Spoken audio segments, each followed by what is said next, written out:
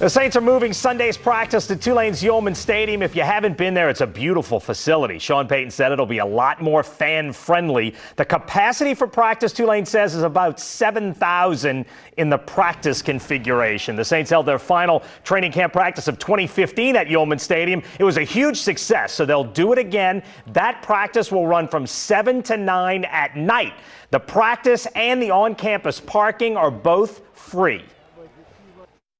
I like to change up for a night practice. I think it changes the routine up during the day. They're off their feet. You know, periodically, that kind of change I think is good for the tempo of your practice, much like coming in here today was. You're not limited to, 1,500 people. You can have as many people, and I think it's better for the fans.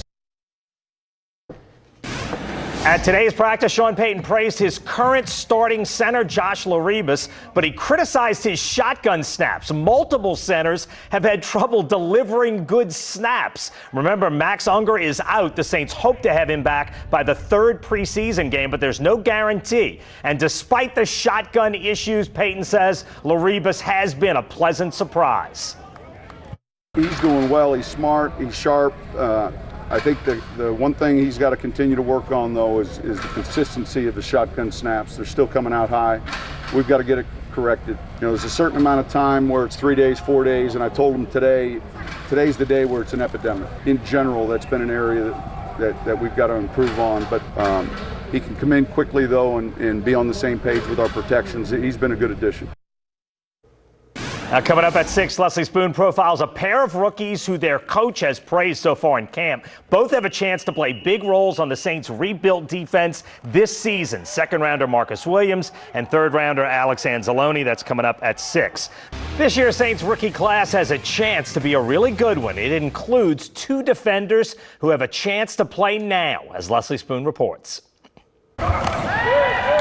Saints third-round pick Alex Anzalone has had an impressive camp so far, standing out in a deep group at linebacker.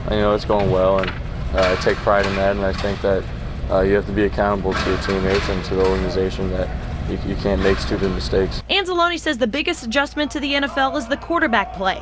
The balls are more accurate and they can make quicker checks. Also, the speed of the lines, the defense line and offensive line, I think just as far as playing the run and everything like that, it's a lot different tempo than college. The Saints are working on a lot of different linebacker combinations right now. Anzalone says he can play all 3, but today he took reps at weak side linebacker with the first team. We asked the former Gator what he thinks about Florida scheduling LSU for homecoming. I don't know if there's a little shade by that, but I know that Florida's going to come to play. That's all I know. Another defensive rookie getting some reps with the ones is second-round pick Marcus Williams. The safety had a highlight play in Wednesday's practice, picking off Drew Brees. It's like a dream come true, going against one of the great quarterbacks. It's just coming in and being able to, adjust. Williams says the game is already slowing down for him. The Saints used a lot of 3 safety sets last season, and while that may be due to the cornerback injury situation, keep in mind Delvin Breaux and Marshawn Lattimore didn't practice again today. And Williams' versatility certainly helps. I may not have been doing it in the game, but in practice I was always going down and playing in the box or playing in the post. But I always make sure that I know multiple positions so that I'm able to play both. Sean Payton said yesterday Williams was the most productive safety coming out of college in terms of ball production. The rookie credits playing wide receiver until his senior year of high school, until one fateful night. One of my high school coaches just threw me in one game and just told me to go play safety when somebody got hurt. So I had 3 interceptions that game, and I got a scholarship offer the next day. I had 0 before that. The Saints needed to draft immediate contributors. At this point, things are looking good. Their top 5 picks could see significant playing time right off the bat. Reporting in Metairie, Leslie Spoon, Eyewitness Sports. Practice number 7 today of Saints training camp. A young Saint making excellent progress in his injury recovery. And for the first time this summer, the team was weather-smitten, as Leslie Spoon reports from Metairie. Mother Nature moved the Saints' 7th training camp practice inside today, so we didn't have as great a view for our plays of the day. You may have to use your imagination. Play number 5, rookie Trey Edmonds has some nice blocking up front, gets to the secondary and jukes Chris Banjo. Of course, it's a deep group at running back with 2 stout veterans and a talented draft pick at the top. A little scuffle after the play between DeJuan Butler and Jake Lampman.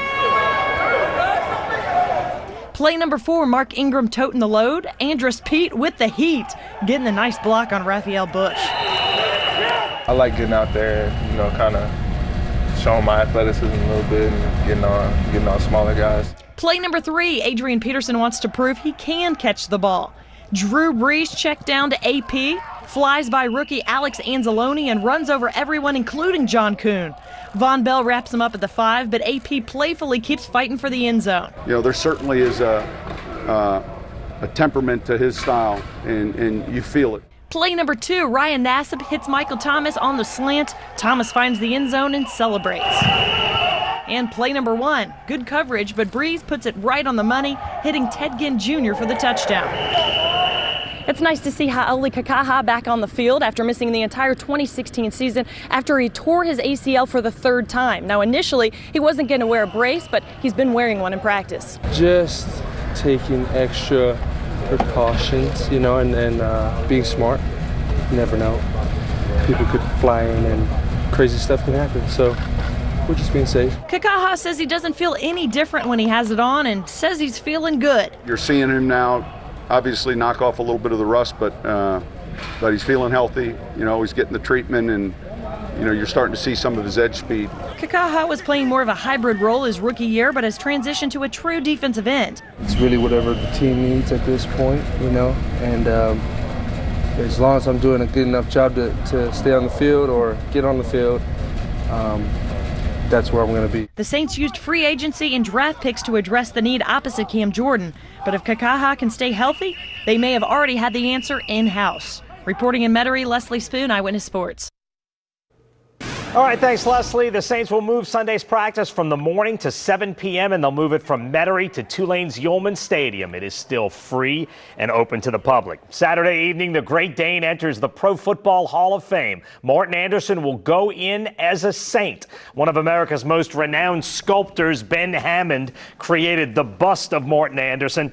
From Copenhagen, Denmark to Michigan State, Andersen was the Saints' 4th-round pick in 1982. He kicked in the NFL for 25 years. No one has scored more points in league history. He's only the 2nd kicker voted in to the Hall of Fame, and it's well deserved. And